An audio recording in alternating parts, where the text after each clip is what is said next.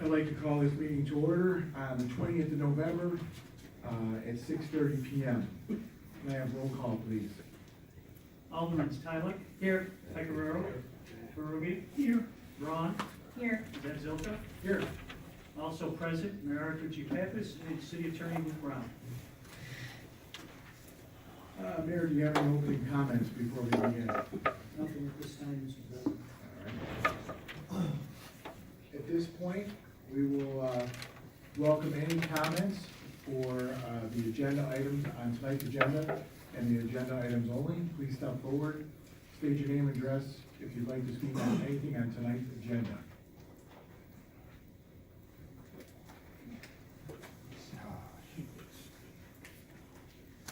Good evening, everyone. My name is Sonia Duza. I reside at 123 Lower Street. On the agenda, regarding the zombie.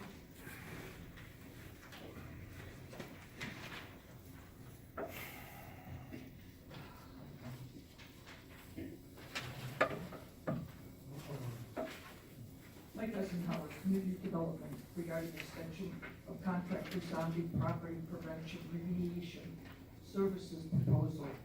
Could you please explain what that's about and what the cost of $18,055.95 buys us?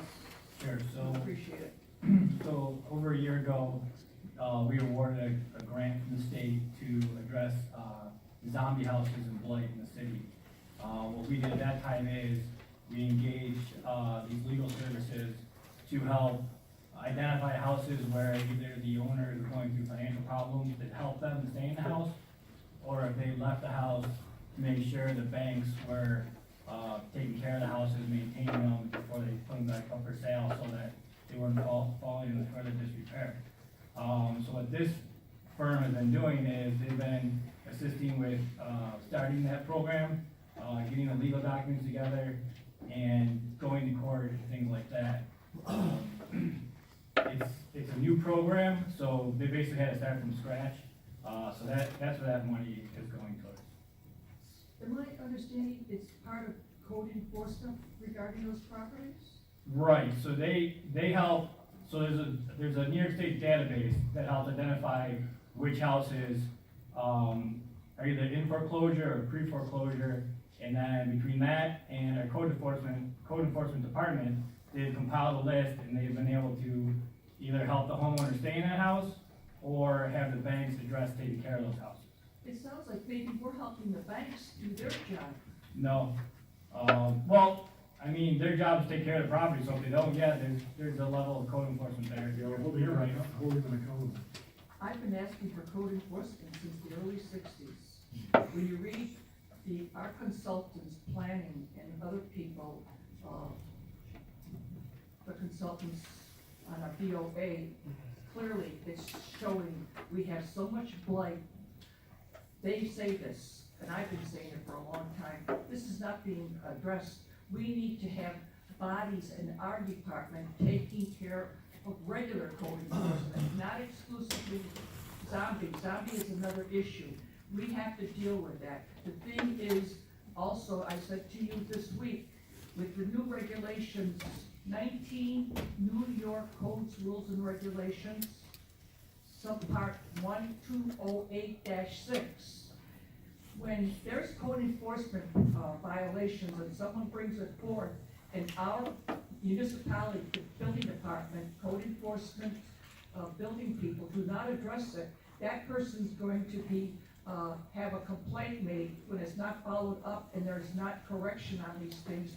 We need to address code enforcement and 18,055. It seems to me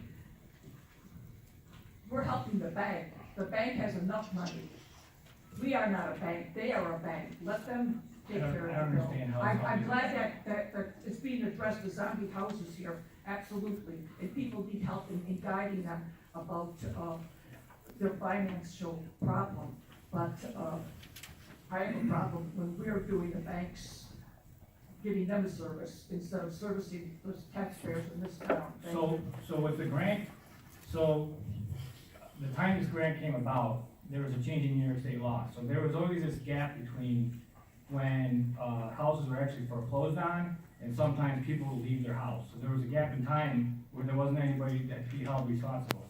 So the new law says that once any foreclosure action is started, then the bank is responsible from that moment on. So this grant is to help enforce, code enforcement with the banks, but it's paying for outside services to do that, so that our code enforcement isn't being taken away from their normal daily duties. So it's kind of covering both aspects of it. What I was hearing is that now we're putting pressure to have that address the code. You got 2 minutes, Before- Sonia. Before, the zombie houses, we should not be doing the bank. The bank has the funds to follow up on what they need to do to protect their funds. Thank you. Thank you, Sonia. Thank you. Anybody else wishing to speak on tonight's agenda? And tonight's agenda only, please step up to the mic and state your name and address.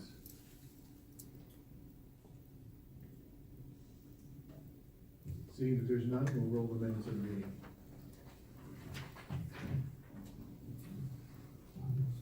I have approval of the minutes of the special session November 15th, 2018. So moved. Moved by Alderman Zetzelka. Second by Alderman Berube. We have a motion and a second, all in favor? Aye. Any opposed? Motion's carried. Proof of publication published 10/31/2018. Legal notice, public hearing to review the 2019 preliminary budget, City Clerk Treasurer. Proof of publication published 11/8/2018. Legal notice, request for proposals for fair chloride system replacement at the wastewater treatment plant, Superintendent wastewater water. Proof of publication published 11/9/2018. Legal notice, request for proposals for the wastewater treatment plant, main building roof A, Superintendent wastewater water. Proof of publication published 11/10/2018. Legal notice, Common Council workshop agenda for November 13th, 2018, City Clerk Treasurer. Make the motion to receive and file. Moved by Alderman Pecoraro, I'll second. second by Alderman Ron. We have a motion and a second, all in favor? Aye. Any opposed? Motion carries.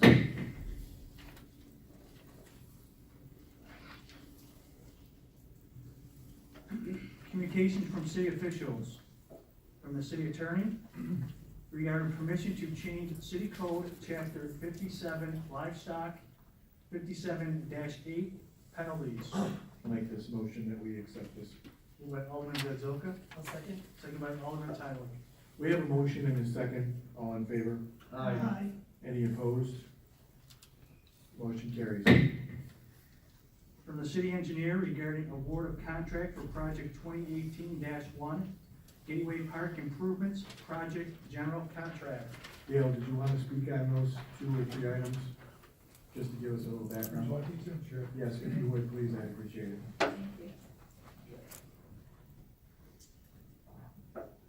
If you remember, last year, the governor was here and announced that the North Tonawanda was receiving over $2 million worth of grants to make improvements to Gateway Harbor and downtown. So our budget was $1.5 million to extend the docks from the dockside down to Gateway Park, about 400 feet, and also to make improvements to Gateway Harbor, which would be basically demolishing the existing restroom that we built there in 1995 with the state grant for $25,000, and replacing it with a much nicer facility that we couldn't afford to do back in 1998 when we did Gateway Harbor. So it's going to have an office for the harbor master, storage, showers, and a much more usable facility, and hopefully maybe minimize the need for jetting on spots downtown also. The overlooks are the areas, the sloped areas of the wall. We're gonna be carving those out and making them seating areas to face the canal and creating extra space there too. So we had a steering committee, if you remember back in September, we awarded the dock project to Pinto that would extend the docks down, and we're gearing up to start that project after Downey gets done with another commitment. We're still waiting for our Army Corps permit to work in the canal. But this project, as you can see, the low bidder is Willett, average bid was about $1 million.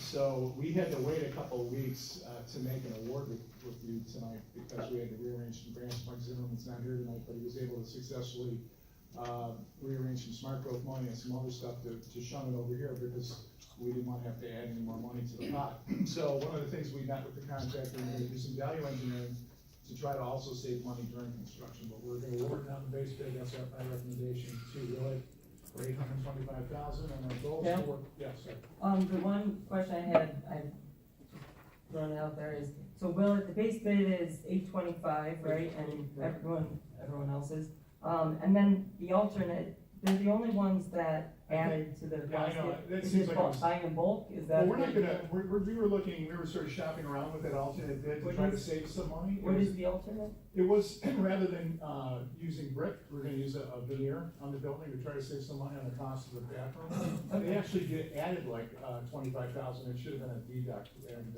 Oh, don't ask me why, so that's why we're gonna look at that again during construction and try do to. we have to modify this then? No, you don't, we're awarding on the base bid. Okay. You're getting the brick for the cheaper price. Okay. That's the idea. Okay, See how everybody else went down except for the Right. low bidder? I think you made a mistake. so the alternate was the, Of the cheap- brick or veneer, the right, more- we're trying to save some money anyway, Yeah. because. All right. Because our marching orders, were to the architects to try to keep that cost down on the Okay. project, so. alright, I mean, it's a very utilitarian building, but it'll match all the architecture that you see in the fire and so. The second bid was for electric, because we had to separate the bids because of Rick's law, so, one of the park improvements is to make improvements to the way we power Canal Fest and have wires all over the place, but also we have a new facility going in and try to, make improvements to the park itself with that, so. do we have any plans to incorporate public Wi-Fi down there at some point? That is a question, I know Mike Zimmerman, our community development director, is working on that, I think so, Yeah. but, you know, Is there any there's a way- cost to that, and you Right. gotta offset that cost with. So maybe that's a conversation with them at least, if, you know, Yeah. to do it on its own, it costs 50,000, maybe if we somehow work it into this, it's a fraction of the cost, so, or at least just the infrastructure there to plan for it if it ever is down the I road. think we've got 6 months, so our goal on this project now is to begin work, this winter and get the whole project done, ready for next voting season, so we're looking at a June deadline of next year. It's all spring. Okay, start, so that's the other award for the electric, so, like I said, on Gateway. And the last one I have is, you asked me to take a look at the roofs over at this water plant. And, so we did a infrared scan of the roof and found out that, one of the roofs, we called it roof A, the biggest part of the L shape of the roof was in fact severely, deteriorated and wet. So that's gonna be a total tear up with the EPDM, which is a rubberized roof system. And to get some economy, we got a 25-year, or 20-year guarantee on that, so full replacement. And on roof C and B and C, would be told us also get a 25-year. If you remember when I met with you in a workshop, the cost we gave you, the range was 65 to 85. You can see the low bids at the high end of our range for 86. There is no way that that was a $100,000 project, the way we bid it, but that's the way the contractor saw it, and we tried to give them enough time to do that project, to try to get the price down. So we're at the high range of what we told you, but it's in need of repair or replacement, so. Are they doing flashing too, and the whole lot of it, cause I know there was missing blocking as well, is that All that included? stuff, there's a Okay. lot of roof penetrations, there's a lot of flashing to be done up there. You know, we'll look at it when we get up there and do the tear out on what more we can do with the roof. And I'm relieved that we could do that, Dale, because initially they thought we could not, repair that roof with any type of warranty. So, You're getting 20 years on. Yeah. So I'm appreciative that we didn't just jump the gun and go with a $150,000 Cadillac roof right off the bat. Right, well, I mean, you gotta look at that as an asset that you have to, cause there's a lot more that you need to spend at the wastewater treatment plant, that's why you did the master plan. So what we're doing is we're giving you 20 years on that roof. In 20 years, you can tear off, you know, not tear off, but maybe, repair the EPDM and coat it, and then, look at tear off the other two. So you won't have to spend money on that roof, for a long time, so. Thank you. Hopefully, you got some economy to do other things at wastewater. Great, thank you. You know, go back to, first item from the engineer. Award of contract for project 2018-01, Gateway Park Improvements Project, general contract. You know, I want to thank Dale for allowing me to be part of that, team that, went and moved forward on that, so I'm gonna make the motion to go with Warner Brothers. Moved by Alderman Tyler, or Alderman Piper, sorry. I'll second. Second by Alderman Braun. We have a motion and a second. Can we, have roll call on this, please? Alderman Tyler, Aye. Piper, Aye. Ruby, Aye. Braun, Aye. Zazilka. Aye, motion carries. From the city engineer regarding award of contract for project 2018-01 Gateway Park Improvements Project Electrical Contract. I'll make the motion. Moved by Alderman Tyler, I'll second. second by Alderman Zazilka. We have a motion and a second. Can I have roll call on this item as well? Alderman Tyler, Aye. Pecoraro, Aye. Ruby, Aye. Braun, Aye. Zazilka. Aye, motion carries. From the city engineer regarding award of contract for project 2018-12 wastewater treatment plant, main building group replacement and repair. I'll make the motion on that. I'll second it. Moved by Alderman Tyler, second by Alderman Pecoraro. We have a motion and a second. I'd also like roll call on this item, please. Alderman Tyler, Aye. Pecoraro, Aye. Ruby, Aye. Braun, Aye. Zazilka. Aye, motion carried. From the accountant regarding payment of the abstract of claims dated November 20th, 2018. Make a motion, we pay the abstracts. Moved by Alderman Zazilka, I'll second. second by Alderman Ruby. We have a motion and a second. Can I have roll call, please, on this? Alderman Tyler, Aye. Pecoraro, Aye. Ruby, Aye. Braun, Aye. Zazilka. Aye, motion carried. From the fire chief regarding requesting additional funding to purchase a new pumper truck. Does someone want to explain this? Joey, do you wanna go over that again like you did at the workshop? Hello, everybody. I gotta adjust this, Dale, I'm not as tall as you. The additional funding I'm requesting is, this is a project that was started about a year ago with a grant received from Senator Orr. During the process of specking out the truck, putting it all together, posting the bids or bidding the project, and then opening the bids, the cost of the project, just due to time constraints, of course, raised a little bit. So our minimum bid that we received was $476,992, and the highest bid was $541,759. The amount of money funded was $420, including $220 that from a grant. So I'm requesting an additional $50,000 so that we can meet the minimum bid and get a truck that was spec'd out for the city, will serve the city the way we need it to be served and last 30 years with our department. Thank you, Joe. We have a motion on requesting additional funding to purchase a new pumper I'd like truck. to make that motion. I'll second it. Moved by Alderman Zazilka, We second have- by Alderman Pecoraro. We have a motion and a second. Can I have roll call on this one as well? Alderman Tyler, Aye. Pecoraro, Aye. Ruby, Aye. Braun, Aye. Zazilka. Aye, motion carries. Code enforcement regarding permission to change city code, chapter 25, building permits, late filings, failure to schedule inspection, penalties for offenses. I'll make that motion. I'll second. Moved by Alderman Ruby, second by Alderwoman Braun. We have a motion and a second. All in favor? Aye. Aye. Any opposed to changing this? Motion is carried. I have monthly reports, senior citizen center, city clerk, treasurer, and police department. Make the motion to receive the file. Second. Moved by Alderman Pecoraro, second by Alderman Zazilka. We have a motion and a second. All in favor to receive and file? Aye. Any opposed?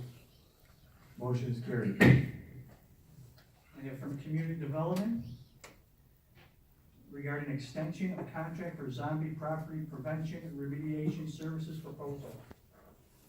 I'll make the motion. Moved by Alderwoman Braun, I'll second it. second by Alderman Zazilka. Can I have roll call on this, please? Alderman Tyler, Aye. Pecoraro, Aye. Ruby, Aye. Braun, Aye. Zazilka. Aye, motion carries.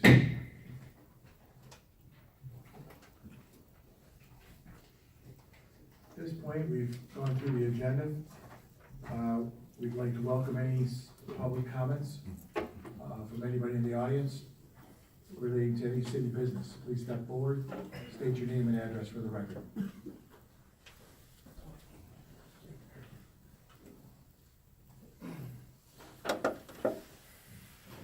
Good evening, Bob Brennan, 333 Daniel Drive in the city.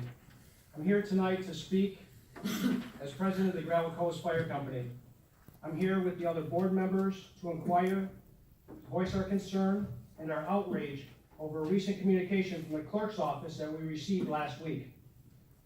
In the letter signed by the clerk, it states that we at Gravel Coast, quote, ran a fundraiser without consent of the council, and as a result, he is mandating we cancel all unauthorized fundraisers from now until the end of 2018. You simply cannot be serious. In the 2019 budget, you cut volunteer fire company support, and we understand that. Chief Sikora and I have had many discussions, he's been very open with me, and we have a very good relationship. And now we receive a letter mandating we cancel fundraisers when we try to make up the difference that we're going to lose next year? Whose interest does this serve? I think you as the council know the answer to that question very well, because it doesn't serve the interests of the citizens of North Tonawanda.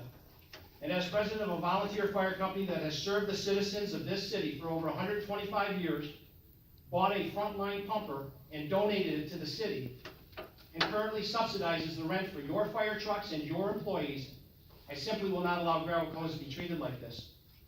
Someone obviously did not think this through. Why a letter?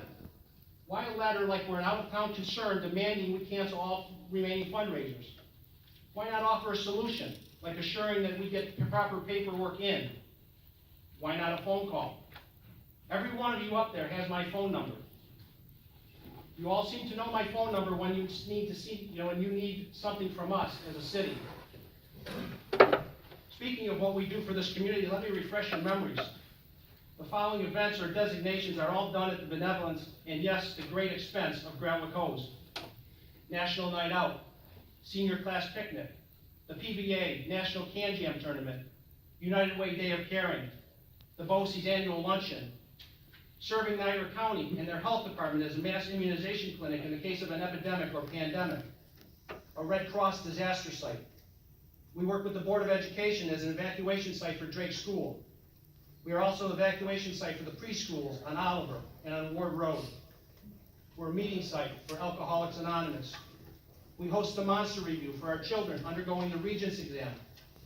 We're a polling location for the citizens of the First Ward. Every time there's threatening weather, I hear from Chief Sikora to ensure our building is ready and willing to accept any citizens that may need to be evacuated so they have a warm place to stay, and we gladly oblige.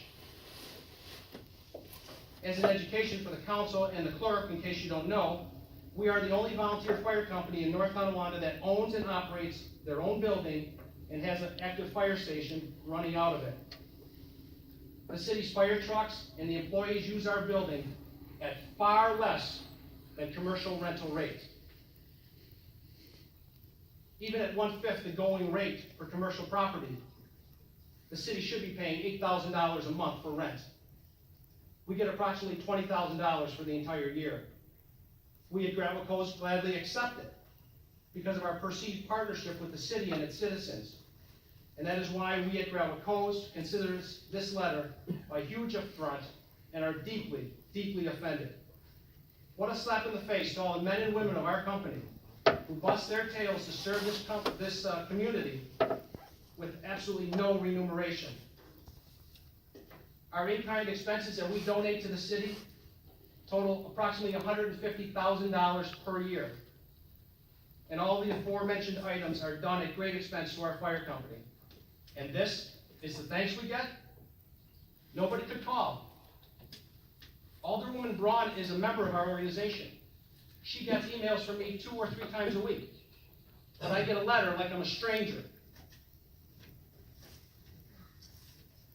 And we ran a fundraiser to replenish the scholarship fund that we offered to our local high school students going to college who might not be able to afford it otherwise. And for this, we're punished. There's an old adage that states, no good deed goes unpunished. And boy, it certainly is true in this case. Now, the letter came from the clerk, and I'd like to know who authorized that letter. I did. Do you have the power to mandate to us the fundraisers we run? Because I was under the understanding that state law requires the governing body to vote on the approval or disapproval of any fundraisers. based on the state law, which you should know, which you didn't follow, and I can read it for you right Oh, I now. have it right here, I can read it to you. So, yes, I wrote it on behalf of the council and the city attorney. Well, I didn't know about this, so. No, and I had asked what letter, and I heard about, Yeah. No one. everybody No knows, one knows. I had no idea. And to your point, I read the law, and it states the governing body has that right. But in your letter, you state I. Yes, Well, you are not the governing I'm the body. clerk of the council. Well, then perhaps it was just poorly written, because maybe it should have said, on behalf of the council, or on behalf of our legal, or on behalf of our mayor, I'm asking you to cancel. So are you saying, Mr. Brennan, because I don't know you, that you did everything how you're supposed to? Yes, I submitted a request on March 18th, received by your office. I can read those events that you submitted. Sure, go ahead. You have a fish fry on 17 occasions on Friday between January and December. You have a chowder sale on 9 occasions between January and December. You have outside catering on various occasions between May and September. You have inside catering events, various occasions between January and December. That's it. So what fundraiser are you referring to? Your meat raffles. My meat raffles. I was told you've had more than one from members of your fire company. We had one, we had two, we had one in the spring and we had one in the fall. And that's what I'm referring to. Okay, we're under the impression that that falls under inside catering events. Now, it's very interesting though. It's very interesting. We were kind enough to host the mayor's ball when the mayor and his wife came to us. We donated the facility, but we made money on the bar. I didn't get a letter like this then. Yeah. Now, how come all of a sudden there's a I problem with us guess they raising didn't want funds? to receive money from that. So, I have a question. Did the letter have "and council" on it, as if we all agreed to the letter? No, it did not. Okay, and my other question is, I know at some point we had requested financial reports from all fire halls. Did anyone, I know Gratwick submitted, did anyone else of the 5 submit? Yes, they all have submitted. They, on the deadline or No. after the deadline? No, a couple of them we had to chase down. but- So Gratwick was the only one that submitted on the deadline? It was requested by the mayor's secretary that we have the financials here on a Friday. They were here on the Tuesday prior, Mhm. 3 days, 4 days before they were required to be here. Okay, so did any other, fire hose companies get a letter to sort of like cease and desist fundraisers? Did any other one hold events they should know? I don't They're know. all submitted. So that's, I don't know. Well, let me refresh your memory. Last year, Sweeney Hose got a letter similar to this. No, And the letter said, please be warned that this is a warning that you need to comply, you need to get everything in. My question, why do they get a warning and we get singled out and told to cease and desist? because you already submitted your letter. So did they. They ran their No, they didn't. they ran their gun raffle in October of last year. I spoke with the president and he said his letter was a warning. That's because they submitted their note. Yours was submitted on March 13th last year, or this year. And Sweeney submitted theirs on January 30th. I'm talking about the calendar year 2017. That's what I'm talking about, last year when they had their gun raffle. Then I spoke with the president, he showed me the letter, it said, this is a warning to please be sure you get all documentation in. If you would have called me, I would have been here inside of a half an hour. Mr. Brown, like I said, I don't know who you are until today. You should. I've never met you, I didn't know you. Well, that's quite obvious. I mean, but I would think if you're writing it on behalf of the council, or on behalf of the mayor, they certainly know who I am. You could call the fire hall and it forwards to my cell phone. I don't think that we were given a fair opportunity to make good on the Mr. state law. Brennan, if I could ask you to just maybe tone it down a little bit. I'm sorry. We value our volunteer firefighters, but we just have to have some sense of stability with our discussion. I understand. Thank you. Forgive my passion. But again, it seems that the calls come in whenever needed for the city, but when the city needs something from us, we get a letter telling us to cease and desist. Why would you want a fire company that serves this city, where we make the majority of our income in the last quarter of the year with holiday parties and holiday meat raffles, to cease and desist? Why was it not submitted with your original letter? Yeah, we just want you to comply, that's all I'm saying. And that's fine, and we can do that. A reminder would have been in order. We don't know in January or February what we're going to be running in November and December. these events come up with 3, 4, 5 months' notice. Yeah, I mean, for example, what if someone wanted to have a wedding and something happened and they had to postpone past the date that they specified?